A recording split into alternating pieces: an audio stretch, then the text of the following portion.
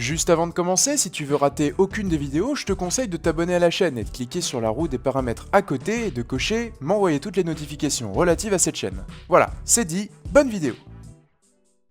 Bonjour YouTube.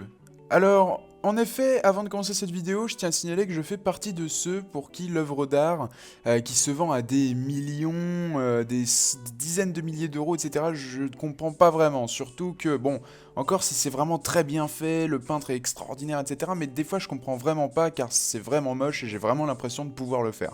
Bon, vous allez voir, c'est parti.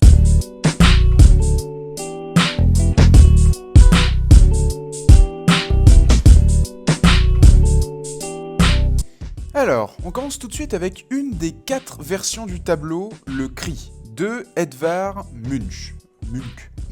Il a été vendu par Sotheby's à un acheteur anonyme.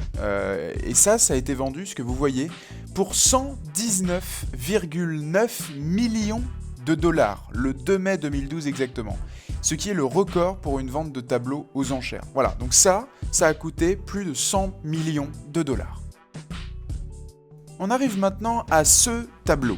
Et ça, c'est le portrait de Adele Bloch-Bore, qui a été peint par Gustav Klimt. L'empereur des cosmétiques Ronald Lauder a acheté à la nièce du peintre ce tableau pour 135 millions de dollars en 2006. Ça vaut 135 millions de dollars, les gars. Ah les gars, là vous allez rire.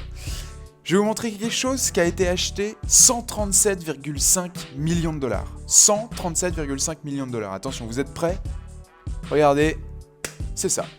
137,5 millions de dollars. Voilà. Donc ça, c'est le tableau qui s'appelle Woman 3. Il a été peint par William de Kooning. Et il a été vendu par David Geffen. Il a été vendu au milliardaire Stephen A. Cohen. Voilà.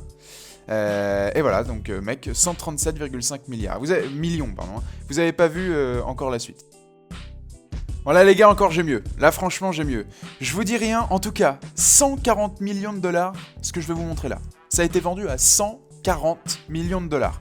Attention, regardez bien, 140 millions de dollars, c'est parti. Voilà. Alors, c'est le numéro 5, 1948. Voilà, c'est le nom du tableau. Ça a été peint par Jackson Pollock. Il a été vendu encore par David Geffen. Et il a été vendu à un acheteur anonyme, voilà, en 2006.